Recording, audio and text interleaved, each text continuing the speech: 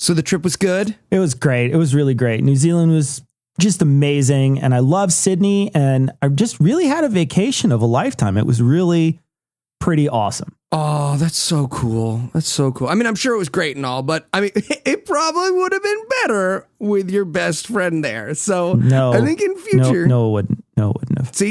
See, just admitted you're my best friend. No, I didn't. No, I just said that it wouldn't. Well, see, said, because that means Cecil said I'm his best friend.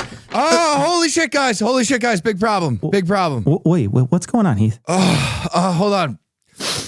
I haven't run that much in a while. I'm gonna throw up a little bit. Where'd you run from? I was down the hall. Okay. All right. Just catch your breath. What's wrong? What's wrong? Sorry. No, just give me a second. Can I have that Gatorade? Yeah, sure. Thank you. Like all the way down the hall, or no? Just from my room. Anyway, so Noah was on the phone with Patreon because they're fucking up all the payment stuff and they're awful. And he told Carol that he would he kicked the shit out of her. What? And Carol was like, "Bring it! You sound like a bitch." Wait, and who's Carol? She works at Patreon. Anyway, he went to LA. He's gonna fight Carol, and he can't do the essay this week. Noah can't do the essay. Keith, this is terrible. Our show relies on you to be the fourth most responsible one. Okay, it's just weird meta insult there. Anyway, you have to step in and do it, Cecil. He's not gonna be able to do it. Cecil, you got to do it. No, hold on. No, I'm 2 weeks out. I'm not throwing for a while. We can just skip Noah and go on to the next guy. It's not an issue. Cecil, Tom is the next guy. I'll get started.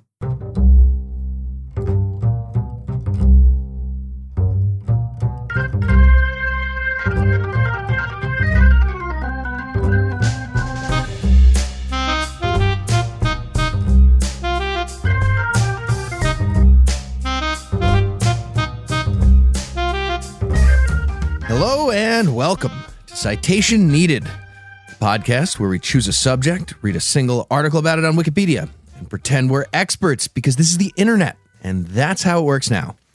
I'm Heath, and I'll be your server this evening.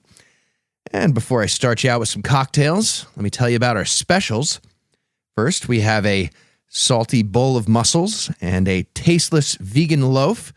Please welcome Tom and Eli. Wait a minute. Aren't mussels the shitty shellfish that go bad and then give everyone diarrhea?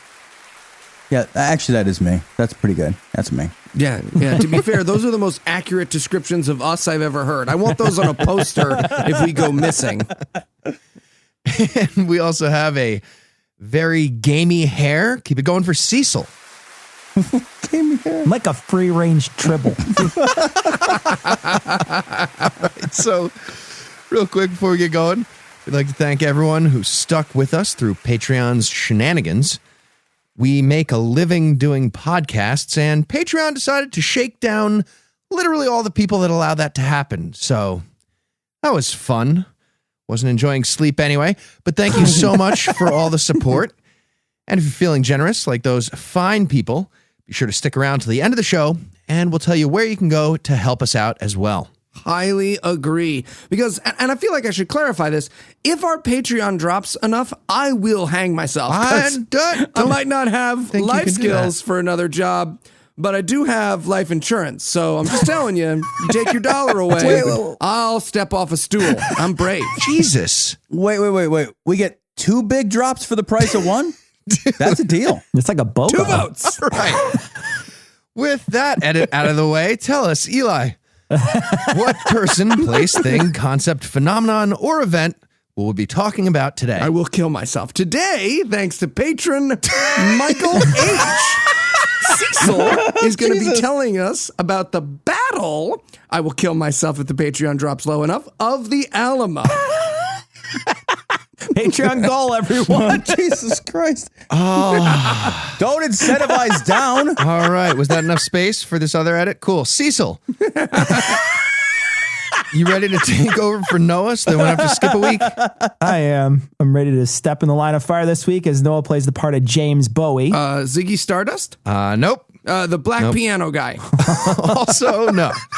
That's Henry Steinway, I'm pretty sure. Anyway, Cecil. Hold on. You call every black guy Henry Steinway, Heath. That's just rude. That's true. So, Cecil, tell us about the Battle of the Alamo. So the Battle of the Alamo took place during the Mexican Revolution. In 1835, Texas had a lot of American immigrants because a lot of it wasn't America at the time. The Texans didn't like the way the government was heading, and they complained about it a lot. One of the reasons that the Mexican government claimed for the unrest was that, quote, American immigrants made little effort to adapt to the Mexican culture. Wait. This feels really familiar. Is the Alamo a wall? That must be a wall. Just walking through American neighborhoods in Mexico, they have folding tables covered in socks. They're blasting Born to Run. How does that help you sell socks? Why?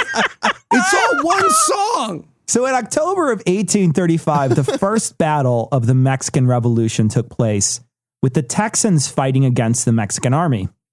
Mexican army didn't have a lot of veterans, and many of the soldiers were forced to fight in the army. No, it's amazing the army you can amass at the Home Depot. Just stunning. Oh, Jesus. What? Trabajo, batilia. Come on. They're there to help. It's in their tagline. So the Texans basically cleaned the house with all the troops that were already in Texas. The last battle took place and the Mexican army surrendered on December 9th of that same year. The wiki article says that the army in Texas drew adventurers in the U.S. to come join the ranks because being an adventurer was something you could put on your resume in the 1800s, I guess. I don't know, Cecil. Pretty sure I'll put anything on my resume in the desperate 2 weeks before I get brave enough to jump off the George Washington Bridge. Oh my if people God. don't head over to patreon.com/citationpod and give till it hurts, folks. Nothing in the rule book says a dog can't threaten to kill itself if you take away its Patreon dollars. That's Airbud 7. It's dark. Also, the plot of Santa Paws 4. There's a lot of crossover. It's a holiday thing now. I hurt myself today. You got to picture Airbud, though, while you... This is a really weird plug. This is weird. It might be illegal, too. Are you allowed to hold yourself hostage for ransom? I don't think that's legal. Noah's not here to say no. To crowdsource ransom by holding your... I don't think that's allowed. Anyway, Cecil, you were talking about how Eric Prince stole his business idea from 1835 Texas. So with this influx of adventurers, many Texas settlers thought that it was just America interfering again in the politics of the region, and they decided to head home. They also might have been influenced by Santa Anna's policy that enemy troops were pirates and that they were executed instead of captured. See, now that's how you win a war. You just call the enemies a made-up word like terrorist or pirate, and then you can treat them however you Never mind. Sorry, I take it back. That's true. Mr. Mohammed, welcome to JFK Airport. This is completely random. Please walk along that plank of wood right there. That'd be great. You were randomly chosen for screening. You make it sound bad, Eli. We're winning that war, just very, very slowly and imperceptibly and with many more casualties than necessary. But we are winning. But if we bomb enough weddings, we're going to win that war, I think. If we drone strike enough weddings. So the Mexican troops left San Antonio de Bejar. I don't know if I'm saying that correctly. I don't really care, actually. Which is now San Antonio, Texas. And the Texans there used the Alamo mission as a garrison. It was a structure that was able to withstand attacks from old-timey forces of native tribes and such, but not old-timey artillery. Yeah. To be fair, though, they tried using Keeler as the garrison, but again, that price was too high. Not for me, though. Just saying. Gargle, gargle, garrison. Gargle, gargle. That joke's taken on a fun new twist now, hasn't it? Yeah, we should have chose somebody else like Al Franken for that joke. We should have just chose a different person. Yeah. Yeah. Maybe we need to pick a woman. We pick women from now on for all the jokes. Well, that's what they did. You see, anyway. I don't want to bore Heath with a bunch of measurements here, but I'm going to do it anyway. The perimeter was about 1,300 feet, which is 400 meters. Thank you. The walls were a little under 3 feet thick, and they ranged from 9 to 12 feet tall. Much like Heath himself. Okay. Oh, Jesus. All right, body shame. Girth is what matters. Girth is what we learned that last week. Hurtful, either way. So in the Alamo, there weren't firing ports, so they just installed catwalks so people could fire over the walls and thus expose themselves to enemy fire. There were 19 cannons that the Mexicans left behind, which they put on the walls. And just like a Texan, Sam Houston said that the Army could, quote, whip 10-1 with our artillery, unquote.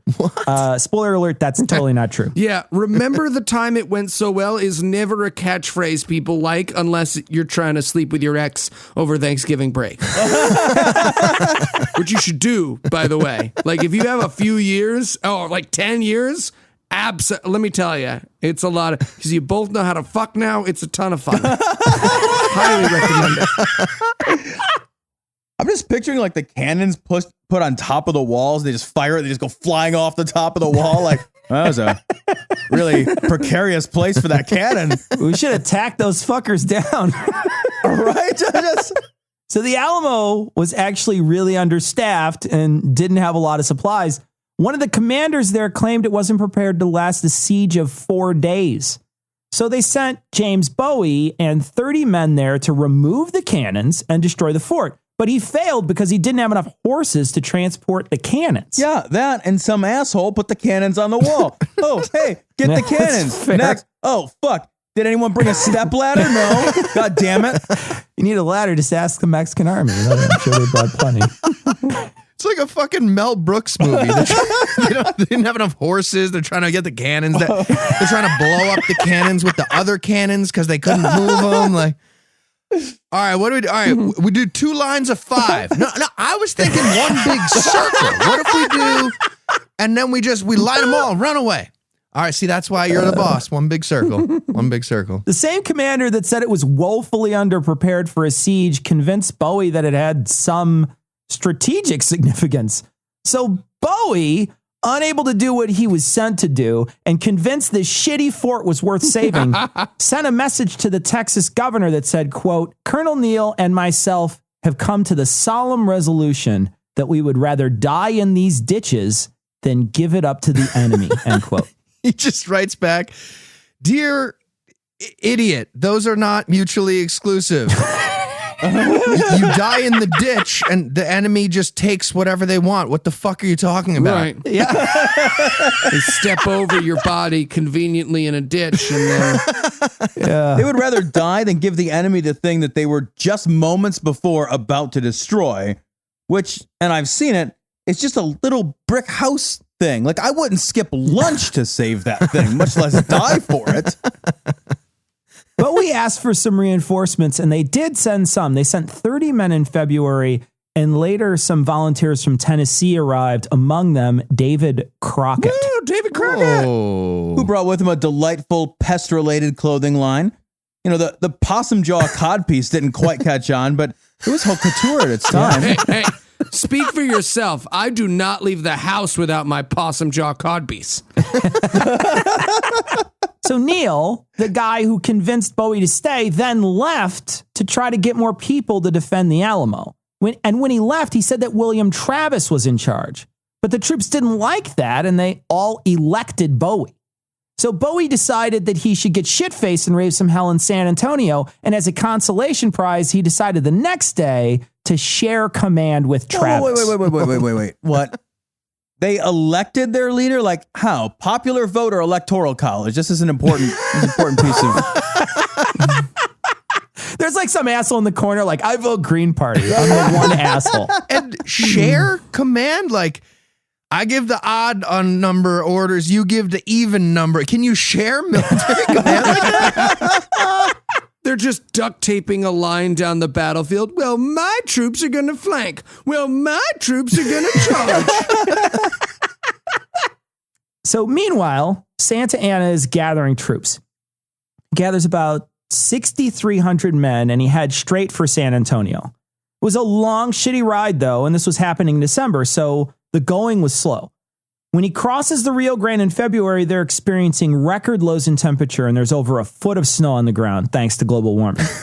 And with 6,300 troops, sharing that one car gets really crowded. Oh, come on. See, if they were American troops, they would have all had their own car and complained about traffic the whole time. So It's not, Tom, it wasn't that they shared a car. It's just all their bandanas got too far over their eyes and they couldn't see where they were going. That was what the problem was. Anti-Semitic.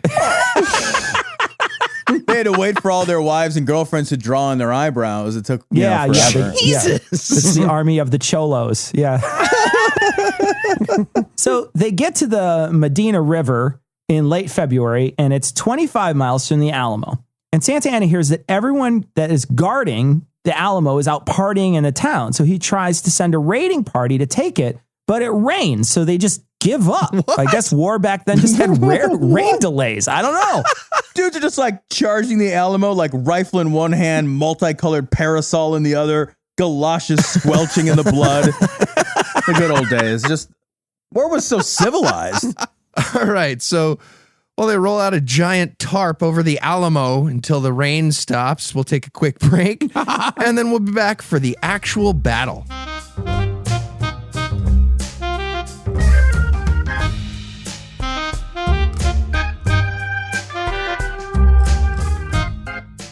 okay, guys, we're here. It's the Alamo. Yeah, I see that. Gotta say, still doesn't really look like much. Ah, yes, the Alamo. Prepare yourselves, boys, for today we die. Well, I mean, I guess that's a possibility, but not really a necessity.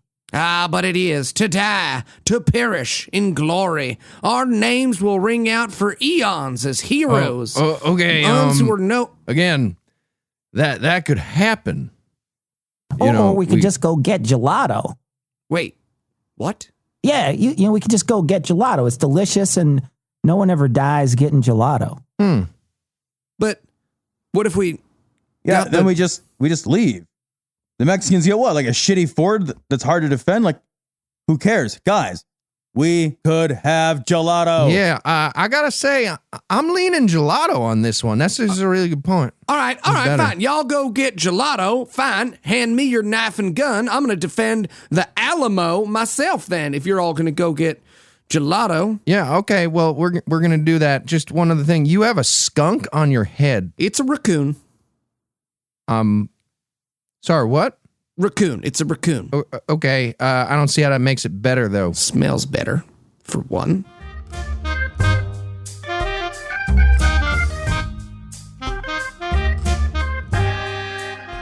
I think we should definitely do a skit. Maybe something on the Travis and Bowie relationship, you know? Something like that. Whoa. Cecil, you are not the one in charge here. Wait, what do you mean? What do you mean I'm not in charge? Noah is in LA fighting Carol. He's out. He said I was in charge. Case closed. That's it. That's it. No, we don't want you to be in charge. No. Then who's in charge? I don't know. You guys want to vote? We can vote? Yeah. Wait, no, we don't vote. No, this isn't a democracy. I'm the one in charge. Noah said that I am the one in charge. All right, so let's take a vote. We're doing the vote thing. Raise your hand if you're in favor of Tom taking over. Sorry, Cecil. You're still my best friend. 2, 3. All right, that's 3 votes. So you're out. Tom's in. That's official. Tom. You picked Tom. Oh, okay. All right. Okay, Tom. When should we schedule the show for posting? Noon? Noon what day? Name all the days. I will pick one. You don't know all the days? Now, I'm a businessman, see, so that's how business works. You don't have to know all the days. You can just, pick the first thing you like when someone says it. That's the one. I like it when Tom's in charge. He's decisive. I like it. That is the stupidest thing I have ever heard. Okay, all right.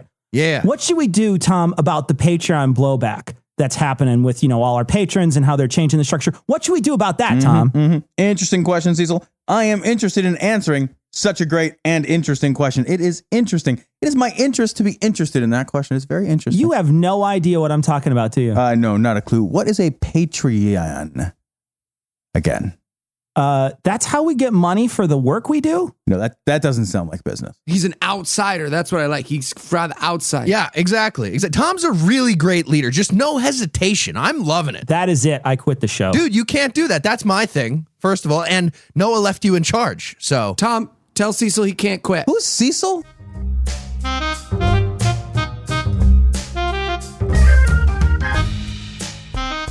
okay, well, that was tasteful and not at all racist. Surprising. Is the line I wrote ahead of time with very high hopes, and actually it wasn't. It wasn't. I don't think. Well, that's only because you guys deleted my hilarious sketch about the taco truck, but it's fine. You guys all missed out on Tito the Taco, so write in your emails, folks, because if you like my JonBenet Ramsey jokes, Tito the Taco, he's always eating tacos and raping. So, okay. So, like I said, not at all racist. So tell us. You would expect Cracker, the black-faced raccoon, to be driving that truck, but he's a good driver. All right. So tell us, Cecil, what happens when the battle starts? All right. So on February 23rd, people from the Alamo started gathering up livestock, stored food, and other supplies and their families to take them inside. The Mexican army marched into town with about 1,500 troops and raised a blood red flag that signified there would be no quarter. Travis basically responded by firing the largest cannon in the Alamo. Why? And Bowie was kind of pissed because he did this and he sent someone to meet with the opposing army to tell them that he wanted to surrender and not be killed. But Travis found out and he sent his own person out to do the same thing. And then I guess that it devolved into a game of I'm not touching you. The representatives come back and told them that Santa Anna wasn't going to make any promises. So Bowie and Travis then fired the cannon again. Oh, God. What? No, I'm so confused about this whole thing. The first thing they did when they see the opposing army was belligerently fire a cannon and then immediately try to surrender. And then, somehow the surrender was unsuccessful, which I don't even understand. And so they go back to just firing the cannon again?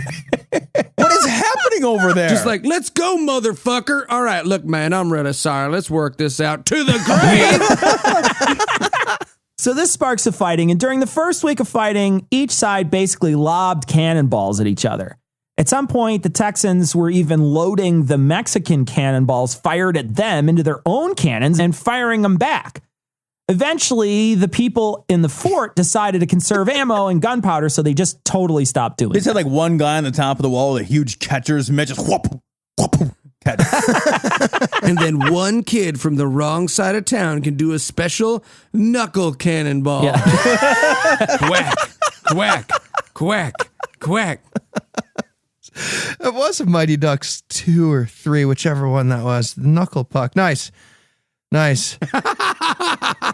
So, yeah, it was either the knuckle cannonball or I'm guessing the old snowball trick. You know, you shoot one up really high and then you run up and stab them while they're looking at the high ones. Yeah. I had no idea what the snowball trick was. I thought you meant put a rock in a snowball. And then when I ran up, I thought that was the same thing. And then I ran that past my wife, and she was like, I don't know anyone who ever did that. And I was like, well, that's why I didn't have a lot of friends. And then she did that sort of pausey thing she does where she sort of reflects on the contract for us to have kids. And then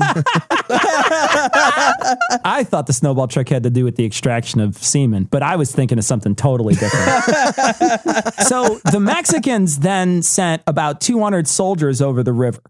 And they took up defensive positions around some shacks near there. And the Texans sent out a raiding party to leave the Alamo and go out and burn the shacks to the ground. And 6 Mexicans died in the skirmish and no Texans died. Wait. Shacks other than the Alamo? Yeah. Were they shacks? I guess they were. Okay.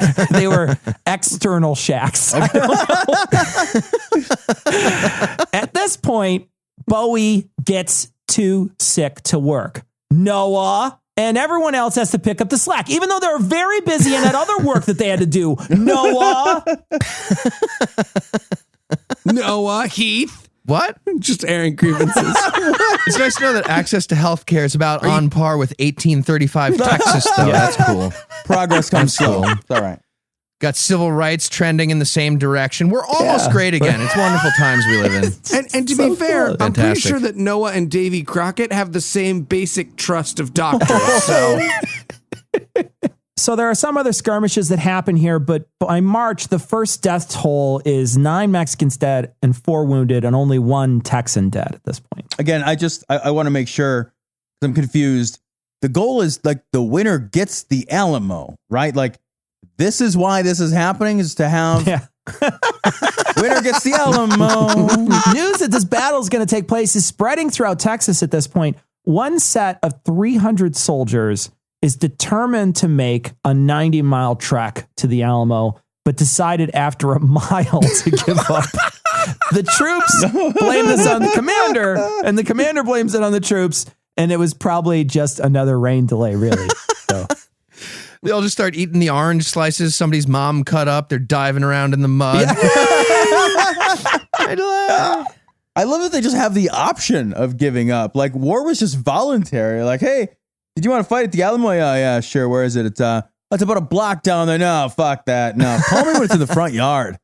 Not going down there. Wait, long block? Like east-west or what? North? All right. My mom says I can't go to war at your house anymore because your dad married his Pilates instructor.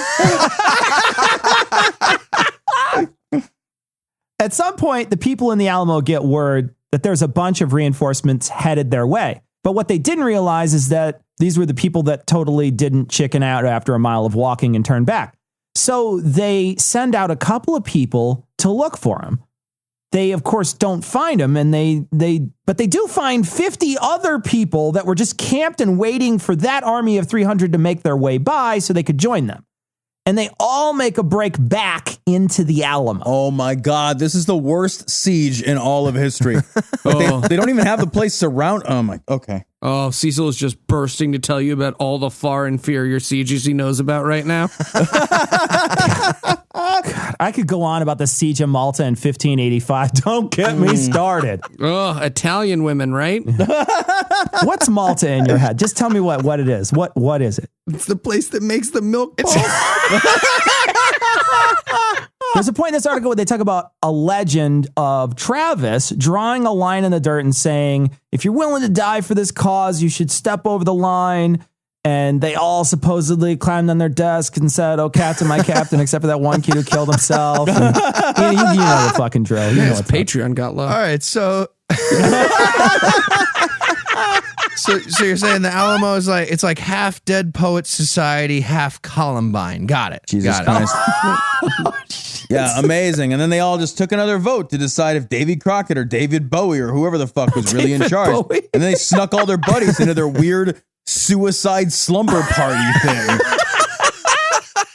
Made my train almost 30 minutes late, asshole. I'm glad you're all burned and we're going to secretly torture you for the next year until you admit you found bomb making instructions on YouTube. I'm glad. That's all I'm saying. That happened today. I know you're not hearing it till Wednesday, but that happened today. When they said it happened at a bus terminal, I'm like, Eli's safe. Yeah, no.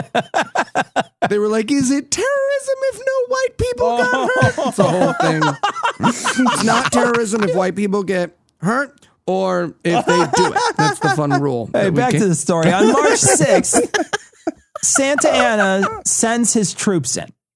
The main force is marching in columns, and the rest are surrounding the Alamo to make sure no one can get away. They wind up killing 3 Texans that decided to sleep outside that night. What? And then they creep in musket range before the Texans inside sound the alarm. Okay, who has like an outdoor sleepover party during a war? The Mexican army, they're sneaking up and it's just 3 idiots having like a loud pillow fight? I'm glad they died. I'm glad they got killed. 6,300 sneaking Mexicans? That's a lot of coyotes. Oh. That's a lot of coyotes.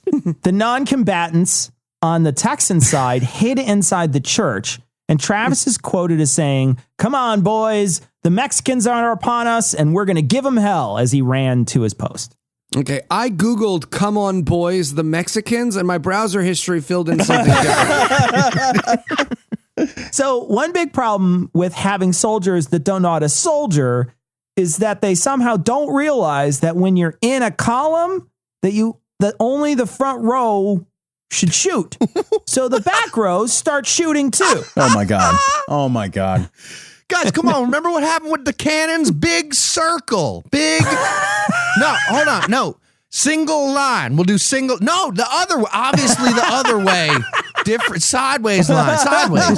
The people inside loaded a bunch of small metal bits like door hinges, nails, and chopped up horseshoes into their cannons and basically turned them into huge shotguns. They blew some holes in the lines marching at them, and it probably was not a good day for the people in the front of the column. Yeah, okay. Well, I don't know a whole lot about military tactics, but I'm just going to go ahead and guess that the front of the column is always having a bad day. Yeah, I guess that's true too. Yeah. There were too many troops that were marching on the Alamo, so it was only a momentary victory. The troops outside started placing ladders on the side of the walls and scaling them. Travis was one of the first shot, and he either just died or he died heroically, killing one of the Mexicans that breached the wall. There's Joe Arpaio's vision board right there. A poster of that on his ceiling. Scholars aren't sure exactly which one it was, but what is for sure is that he came to work that day and he didn't take the day off, Noah. Ouch. Hey guys, I feel like Noah's just going to go ahead and die now right out of spite.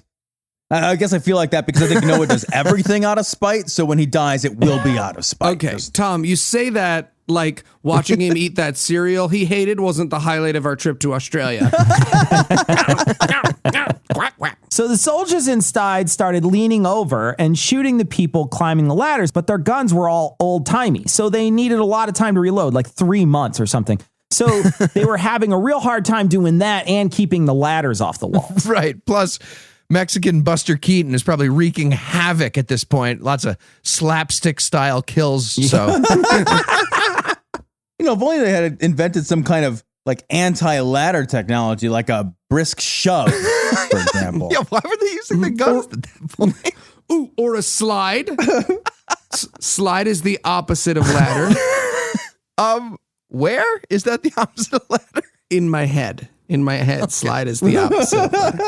So the troops at this point are surging against the outside walls and shifting to avoid the cannon fire. Some are shifting so much that Santa Anna is worried that people may flee, so he sends in reinforcements to fill in.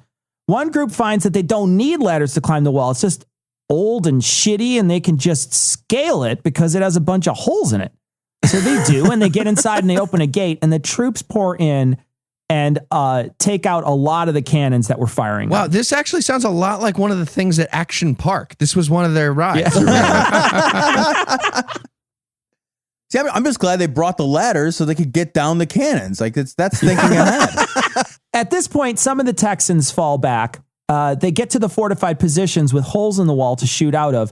A group that's cut off from the fortified positions runs for it and gets killed by the cavalry. Another group that gets separated also gets killed by the cavalry, but I guess they shoot a cannon at the horses before they die. Oh, now that's how I want to go out. Bravely shooting a cannon at a horse like a man. Just one-on-one real close. 3,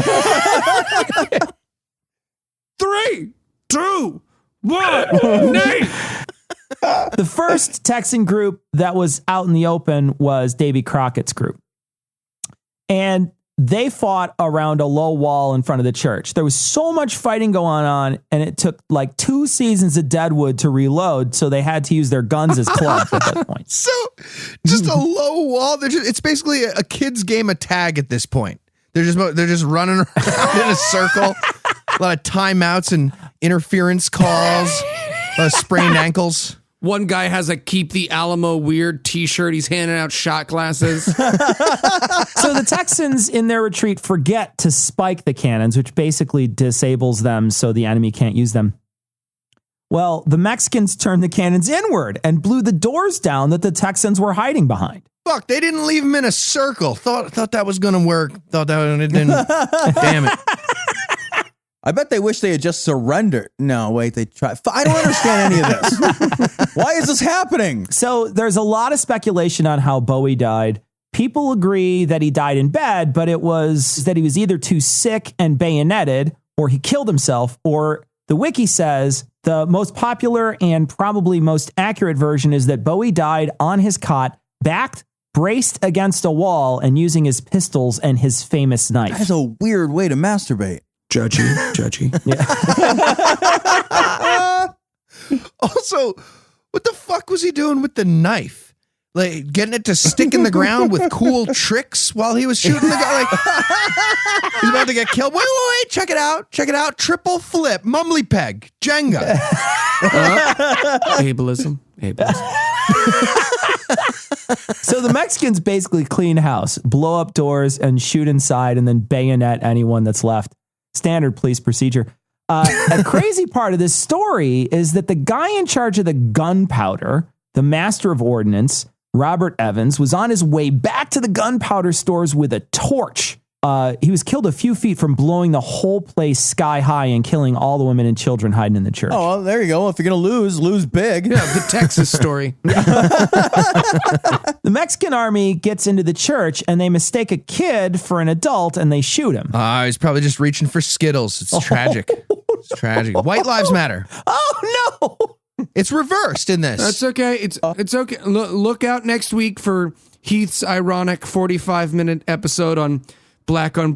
I'm sure it's their switch. It's because the white people and the damn it. Go ahead, Phil. Go ahead. I'm saying that. So the estimates for the people that died are between 400 and 600 Mexican soldiers and 182 and 257 Texans. The battle basically galvanized the Texas forces, and remember the Alamo became a rallying cry. Santa Anna would later be taken by surprise at the Battle of San Jacinto. I don't know. Whatever, it's a Mexican word.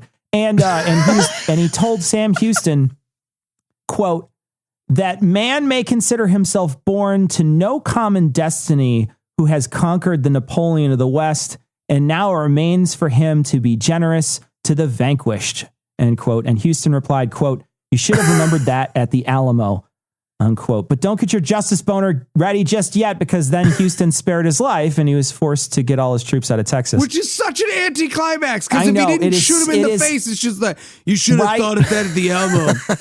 What he should have done was he should have taken one of the cannons that he got from the Alamo and shot him with the cannon. Oh, shoot That's a horse? What should have happened. First, yeah, put him on top horse of the in horse. front of him, yes. Whatever. I don't care how it works, but he should have shot him, but Let's he didn't. workshop this. Yeah, I know. Run this through one set of peer review. The ending's different. Exactly. You know what I mean? The ending is totally different. Anyway, the Alamo site is now like a tourist attraction or something. I think there's an ATM there. All right. So if you had to summarize what you've learned in one sentence, what would it be? I think it's a Chase ATM. All right, I'll go first. Now that the sad circle jerk that is the Alamo has been revealed, what other Southern points of pride should we destroy on next week's show? Is it A, incest? B, expressing yourself through mud flaps? C, having less than the born number of teeth? Born number. Or D, Jean You can't have less than zero teeth. Speak for First of all, I was born with a full set of teeth that happens in 1 out of 100 Americans. Terrifying. Periodentalists are a proud people, and we're ignored by history and we're ignored by medicine. D, JonBenet Ramsey. Well, I know it's not JonBenet Ramsey. She was from Boulder, Colorado, so that can't be JonBenet Ramsey. Actually, from Dallas, Texas. If you listen to my episode, just Boulder, read my script. Colorado. You should 75 simple pages. If you just read through it, read the fucking Wikipedia article. I don't need to. I wrote my own Wikipedia article. They keep rejecting it, but if they would listen, they would know. Sarah Silverman. Did she die? When did she die? 1900. Nope. What day? I'll give you a hint. I'll give you a hint. She died on a holiday. Oh, Christmas. She did die on Christmas. She died on Christmas. It's true. It's true. He doesn't even know anything about JonBenet Ramsey. It's sad when a kid dies on Christmas. You've been saying that the whole time, and you're a liar. It's incest. That is correct. Nope. That's incorrect. Incorrect. The answer is JonBenet Ramsey. This whole thing falls apart when Noah's not here. Okay, so I got one for you too. Which of the following is the best way to get a bunch of Texans to shoot each other? Besides, of course, a large group of Mexican people marching north, like we already learned. Okay, so best way to get Texans shooting each other. A, have a Catholic president visit Dallas. Okay, obviously not. B, back and to the left. That's all I have to say. B, have a Muslim guy sing the national anthem on the 50-yard line of a football field. C, Speedy Gonzalez running through a Walmart on Black Friday. Or D, don't change the gun laws at all. It's all of the above. D. It's definitely D. That is, it doesn't matter. Yeah. Eli wins. Literally doesn't I matter. win. In accordance with Eli wins. So Eli, who would you like to pick as the essayist for next week? I choose Tom. All right. And now I'm going to toss it over to Sarah for last week's Twitter answer and this week's Twitter question. Thanks, Heath. Last week's question was, what's the best name for a micropenis? The winner was @apostatepaul on Twitter with this answer, Kevin Sorboner. Thanks to everyone for submitting answers. This week's question is, think of a better slogan than Remember the Alamo.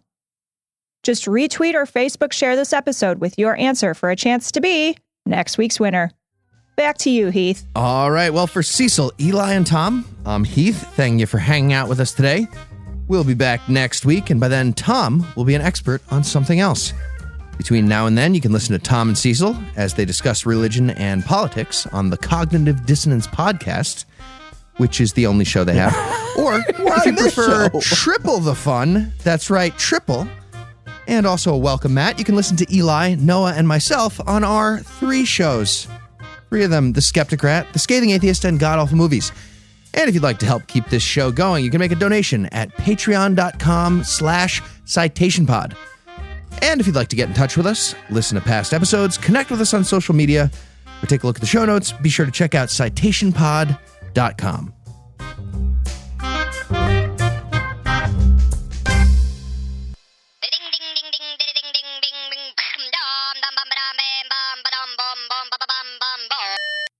Hey, Noah. Hey, how's it going, buddy? How's LA? Okay. Jail, huh? Well, she did. Yeah, I bet she was. Okay. Okay, yeah, I'll call Andrew. Yeah, that's great. No, I bet she did. I have no doubt in my mind that she did. Okay, buddy. Bye-bye. Bye-bye.